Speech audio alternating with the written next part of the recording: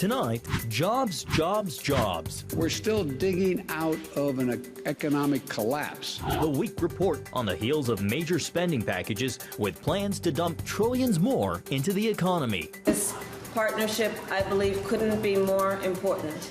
This as Vice President Harris meets with the President of Mexico on the humanitarian crisis at the southern border. And we don't want the old Afghanistan. Fear for the old days over the plight of women in Afghanistan, with the U.S. set to pull out troops in an end to the nation's longest war. Plus,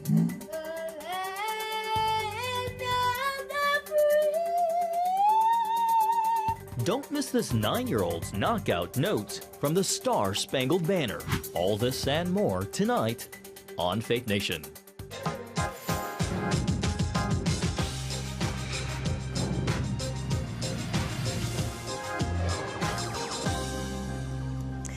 Handling the crisis on the border and questions of who is in charge. Welcome to Faith Nation. I'm Jenna Browder. Good evening. I'm John Jessup. Vice President Kamala Harris is the administration's point person, but she still has yet to visit the southern border. Today, she met for the first time with Mexico's president. Senior Washington correspondent Tara Mergener reported from the Rio Grande Valley recently and is here with more. Tara, Vice President Harris continues to face a lot of criticism for not going down there. Yes, while her meeting today was virtual, the Biden administration sent the Homeland Security Secretary on his 4th visit to the area. Alejandro Mayorkas going through a migrant processing facility today in Donna, Texas, after the tour addressing news reporters on the situation. We are going to be building legal pathways so individuals, parents do not feel compelled to place their children in the hands of the exploiting smuggling organizations. Unlike Mayorkas, Harris has not been to the border or held a news conference since becoming border czar 44 days ago. This partnership, I believe, couldn't be more important. During today's virtual meeting with Mexico President Obrador, she called for a stronger partnership to fight the violence and corruption forcing migrants to flee Central America and make the dangerous journey through Mexico to the United States. It is in our country's mutual interest to provide immediate relief to the Northern Triangle and to address the root causes of migration. Hours before the meeting, Obrador criticizing the U.S. for financing aid to a supposed anti-corruption group in his country that criticizes his administration. During the meeting, however, he promised to support the effort. Pueden contar con nosotros. You can count on us. We have a specific proposal that I believe could be convenient for us. This week, Harris announced she would visit Mexico and Guatemala next month in her first international trip as vice president. As for Mayorkas, the last time he visited the border was April, and some border sheriffs say he's already broken a promise to meet weekly with them. In Washington, Tara Mergener, CBN News. Thanks, Tara. In economic news tonight, a less than stellar April jobs report. New government figures show American businesses added only 266,000 jobs last month, far fewer than the 916,000 added in March. Unemployment also ticked up just over 6%, highlighting a shortage in the workforce. Some employers say it's a consequence of the American Rescue Plan's extended unemployment benefits. A point President Biden countered during remarks at the White House. I know some employers are having trouble filling jobs, but what this report shows is that there's a much bigger problem. It is that our economy still has 8 million fewer jobs than when this pandemic started. The data shows that more workers are looking for jobs, and many can't find them. Mr. Biden says today's report shows his infrastructure agenda is needed more than ever. And here with us now is Joel Griffith, research fellow at the Rowe Institute of the Heritage Foundation. Joel, good to have you with us. Thank you for being here. So these latest job numbers really do seem to have the White House playing defense. Yeah, thank you for having me tonight. And these numbers were a disappointment. About 266,000 jobs created. About 1 million were expected by many economists, but this really shows a few important things. Number one, unemployment varies widely across the country. We have a number of cities that are actually under 3% unemployment.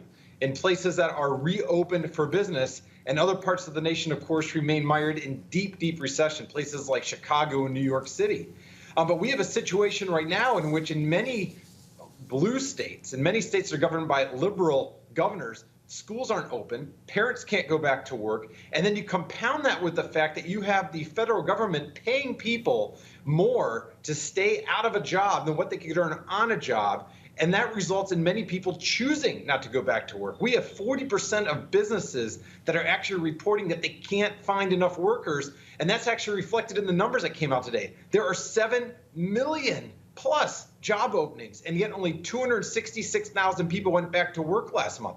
That's a big problem. And that's not because there aren't jobs available for the most part. It's actually because we're paying people not to work, or we're not actually allowing schools to be opened in many states across our country. Well, it's not just employers, Joel. The U.S. Chamber of Commerce is also blaming the latest job numbers on the growing number of Americans receiving unemployment. You just heard President Biden push back on that, even offering that a lot of women have left the workforce to not only care for their children, but to teach their children. Your response to that? Well, we do know that there are a lot of parents that have not been able to return to work because schools have refused to reopen. And some of these schools in some states that aren't reopening, it's the teachers' unions that are refusing to do the bare essentials, which is to educate children. Now, if you look at states like Florida, Florida schools are open. Any child that wants to go to in-person instruction can go. And because of that, the economy in Florida, along with a number of other states like Missouri and Utah and South Dakota, those economies are booming right now. And that really stands in stark contrast to the families that are suffering in places like California and Illinois, because you have governors that are unconstitutionally keeping businesses closed, and you have school districts that are refusing to open their doors to educate students. Those areas are suffering economically to a far greater extent than other places across the country. Joel, if we look at this from the perspective of the worker, could it actually be a good thing, if employers have to start paying higher wages to get them to apply and work? Well, there's no doubt that we see wages increasing, but we also see a surge of everything else increasing. And we go to the grocery store, and you've probably noticed double-digit increases in the cost of groceries. You've probably noticed that your gasoline bill is almost doubled. Prices on many parts of our economy are skyrocketing right now. And that's because of a lot of really inept government policies, including the printing of trillions of dollars that have flooded our markets. And that situation is likely to worsen going forward because politicians seem to have an appetite for endless spending and have no appetite to actually get that spending under control. And what we're likely to see if we don't remedy that situation is this spiraling upward of the costs of living. And that's going to harm people across all income levels, but it's going to disproportionately harm those that are middle class or lower middle class. All right, Joel Griffith with the Heritage Foundation. We will leave it there this evening. Good to see you. Thanks, Joel. Thanks, Joel. Thank you. Well, tonight, convicted felon Derek Chauvin and 3 former Minneapolis cops face federal civil rights charges in connection with the death and killing of George Floyd. The Minnesota federal grand jury indictments unsealed today charged Chauvin, along with Thomas Lane, J. Alexander King, and Tu Tao with violating Floyd's constitutional rights and failing to provide medical care. Chauvin, who was convicted last month of manslaughter and 2 charges of murder, is also charged in a second indictment involving the arrest and neck restraint of a 14-year-old boy back in 2017. On the pandemic front, Pfizer is seeking full FDA approval of its COVID-19 vaccine. If authorized, the vaccine would be the first COVID-19 vaccine to hold that distinction. The review, which takes several weeks, comes as Pfizer vaccines near emergency use approval for kids ages 12 to 15. Today, health officials said the White House has a plan in place should the FDA authorize the vaccine for that age group. Over 15,000 local pharmacies will be ready to vaccinate 12 to 15-year-olds. And we are working to get more pediatricians and family doctors to offer vaccinations in their offices to make it as easy and convenient for adolescents to get vaccinated. Well, the vaccine news comes as the number of new cases is dropping. More people are getting vaccinated, and while new research confirms vaccines are effective in children. But as CBN's Eric Phillips reports, that doesn't mean the country is taking its foot off the gas. The U.S. is not letting up on its push to get Americans vaccinated, as health officials say it's the only way to return to some semblance of normal. And consider this, while some stats indicate the U.S. death toll from COVID hovers around 600,000, a new report indicates that number may be closer to 900,000. Whatever the actual number, advocates say getting vaccinated is a matter of life and death. From broadcast messaging to now boots on the ground. We are just getting information out about the vaccine. A new army of foot soldiers going door to door, giving the vaccine's direct voice in communities. About a third of the country is fully vaccinated. This is a campaign. This is a campaign, and we have two candidates. Our candidate is the vaccine for life and COVID for death. This, as both Moderna and Pfizer are reporting that research shows their vaccines are safe and effective in adolescents. Researchers say the Pfizer vaccine also appears to be effective against troubling variants. The goal would be to make sure that the vaccine is available for vaccinating adolescents over the course of the summer and at least before the coming school year. Don't be worried. Don't be scared. The people here know what they're doing. The good news, the U.S. is reporting daily new infections are down 11% over a week ago. But so are the numbers of shots, falling more than 1 million per day since mid-April. And a new poll shows just 9% of unvaccinated Americans are making plans to get the shot. It's why places like New York City are getting creative, rolling out mobile vaccination sites where they will offer the one-dose Johnson & Johnson vaccine to tourists in Times Square and Central Park. Come here, it's safe, it's a great place to be, and we're going to take care of you. This week, President Biden set a goal of getting 70% of U.S. adults to get at least one dose of a COVID vaccine by the 4th of July. As of Wednesday, 57% of adults have done so. Eric Phillips, CBN News. All right, thank you, Eric. Coming up, the inter-party war. Republican Liz Cheney not backing down to withering attacks from her own party, facing removal from a top leadership post in the GOP. Come home to the sounds of Southern Gospel from CBN Radio. You'll enjoy a rich Southern blend of bluegrass, classic gospel, and Southern gospel favorites like the Gaithers, the Crabb Family, and bluegrass sounds like Mountain Faith. So make yourself at home with the all-new CBN Southern Gospel, now available at cbnradio.com.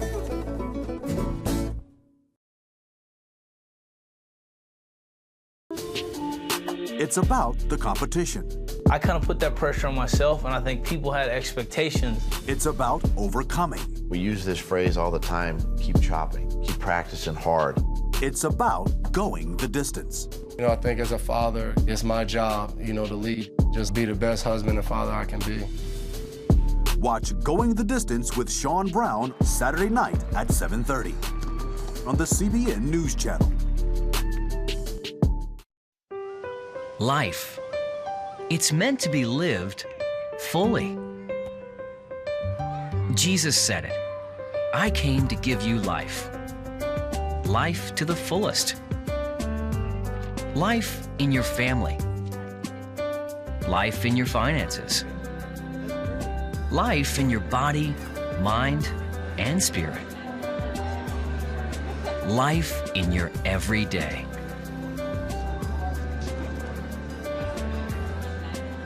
At CBN.com, we're taking what Jesus said seriously. We're here to help you discover life. Life. Live it fully. CBN.com.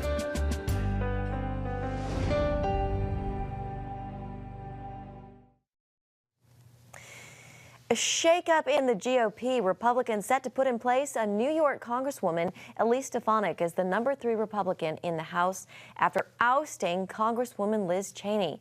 The vote expected next week comes as Cheney's leadership role has grown in jeopardy over her criticism of former President Trump and his false claims of widespread election fraud.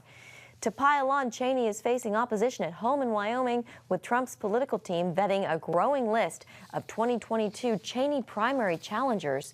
in that state. And joining us now is CBN News chief political analyst David Brody. David, good to see you this Friday. We interviewed Tony Perkins not too long ago and asked him, is the Republican Party big enough to have people who disagree with Donald Trump, such as Liz Cheney? So to you, what does it mean that Republicans are set to oust Cheney from her leadership post in the House? Well, what it means is that the Republican Party belongs still to Donald Trump, and that the Republican Party doesn't want any distractions moving into 2022. They see a Biden agenda that is out of control. They see typically midterm elections in a president's first term in office do well for the opposing party, which of course in this case would be the Republicans. And so they don't want to mess it up. And, Kevin McCarthy said the other day that the message was not right. Well, the conservative message with Liz Cheney has been right all along. The problem is she's off the reservation on impeachment. She's off the reservation in terms of the election integrity situation going on as it relates to what Trump's been talking about in 2020. And that's the real stumbling block. So, no, there isn't room for people like Liz Cheney right now in the Republican Party. And I think that's pretty clear. Yeah. Well, Cheney's replacement is New York Congresswoman Elise Stefanik, who, David, as you just mentioned, Liz Cheney actually, her voting record is way more conservative than Elise Stefanik's. Stefanik, for example, voted against Trump's tax cuts in 2017. She co-sponsored a pathway to citizenship and amnesty, and she voted against Trump's border wall. David, there are a lot of conservatives speaking out against this promotion. Well, there are, and I think it's going to grow, and I think Stefanik could be in some trouble here. Look, let me dial it back. This is an important point, Jenna and John. Stefanik comes from a pretty moderate district. They went for Obama back in 2012, and then it went for Trump. In the last two elections, but it did go for Obama. So she's more center-right because of her district. I think that's important to point out. Having said that, look, who has given Trump this advice to endorse Elise Stefanik so quickly? That puts Republicans in a big-time bind. I mean, because if you're going, was it really about the message? Was it about the conservative message? Well, clearly not. If you're going to go with the conservative message, Liz Cheney is more conservative, as you said, than Elise Stefanik. No, this is about rooting out people that are not only going against Trump, but are actually going against the base of the Republican Party. Because as much as the media likes to say there was no fraud, there was no widespread fraud, I got news for you. Look at the polls. Many Republicans, many conservatives do not believe that.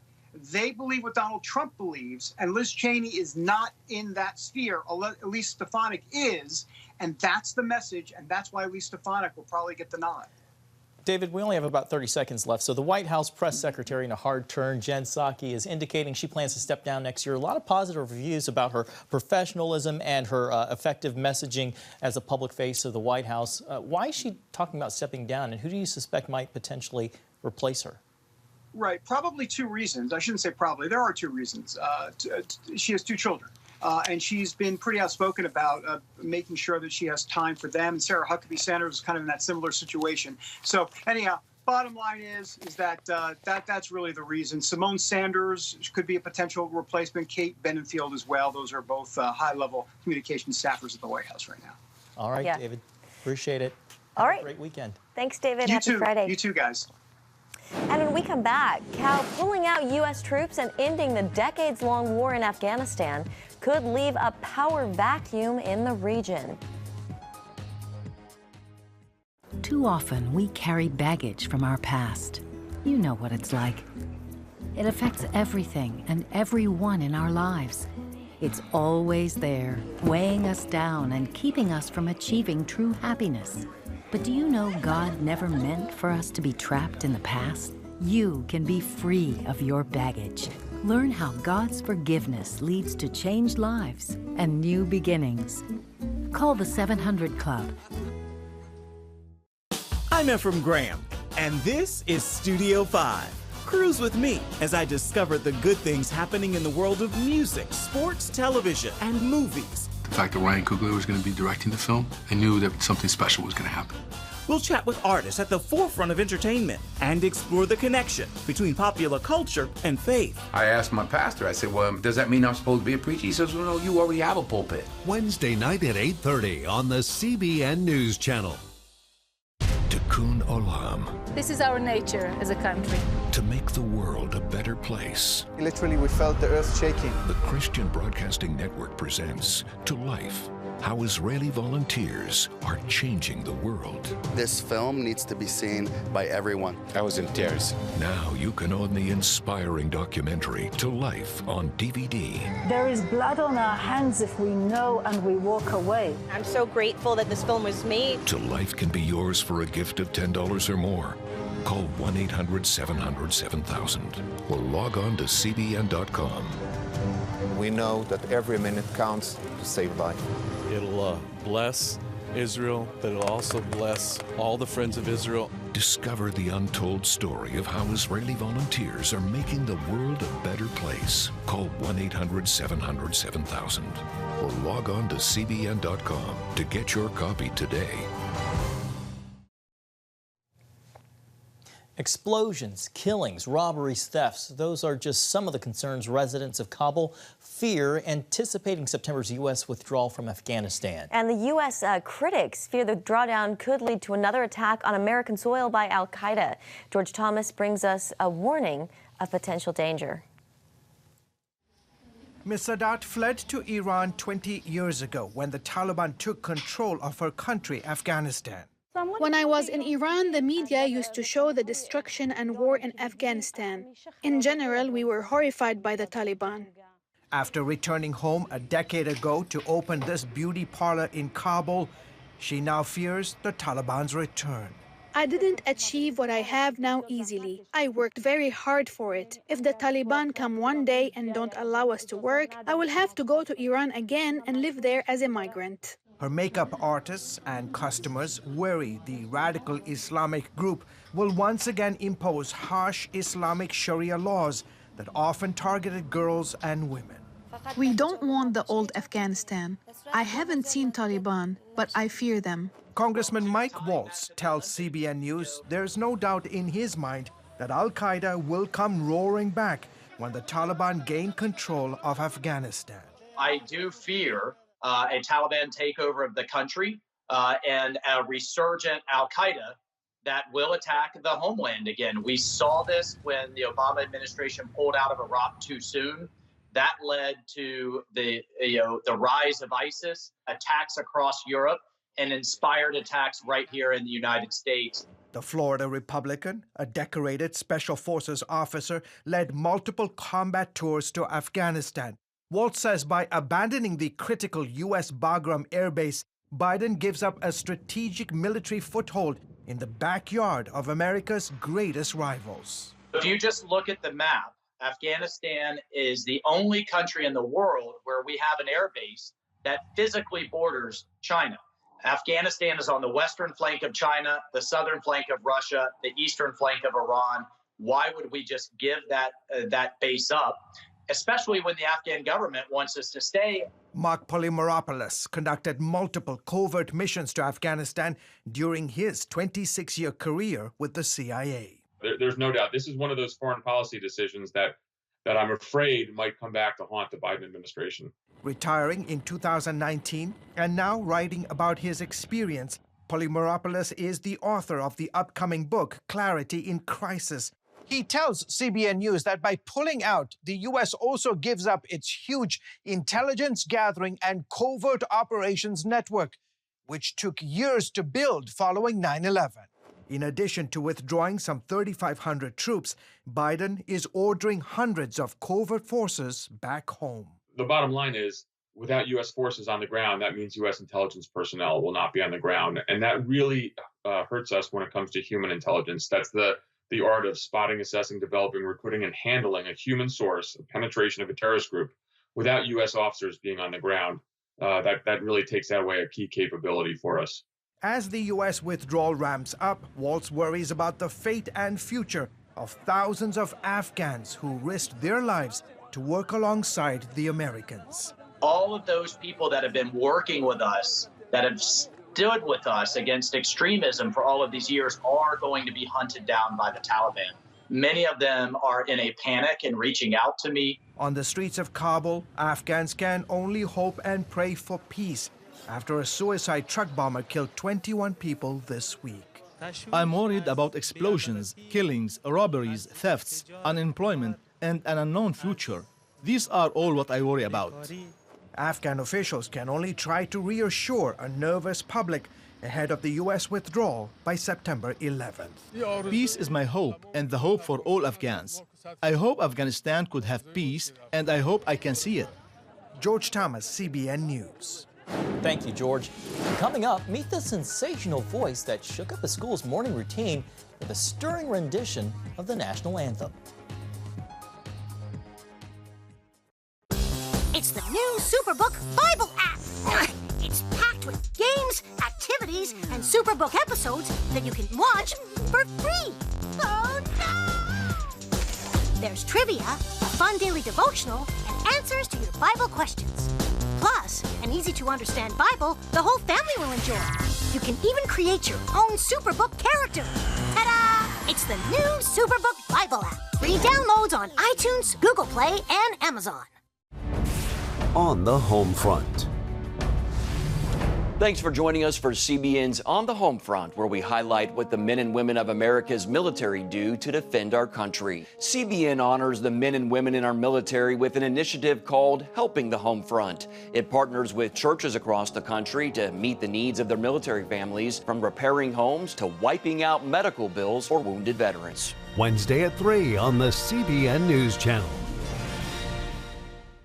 Get Protect Your Sleep and discover how to improve the quality of your life. A free DVD or booklet from the Christian Broadcasting Network. If you're not a great sleeper, you can do things to make yourself a great sleeper.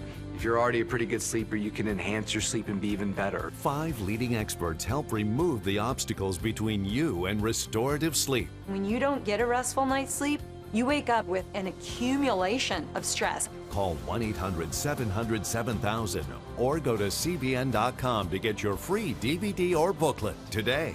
Everything you do better with a good night's sleep. You'll discover how food affects your sleep, how to put insomnia to rest, explore effective remedies for sleep apnea, and much more in Protect Your Sleep. Wake up to your best life and get Protect Your Sleep today. Call 1-800-700-7000 or go to cbn.com to get your free DVD or booklet.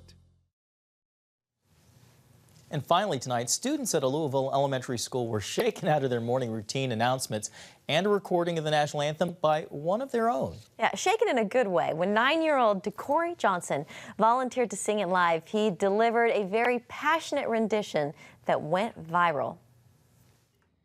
Oh, the land.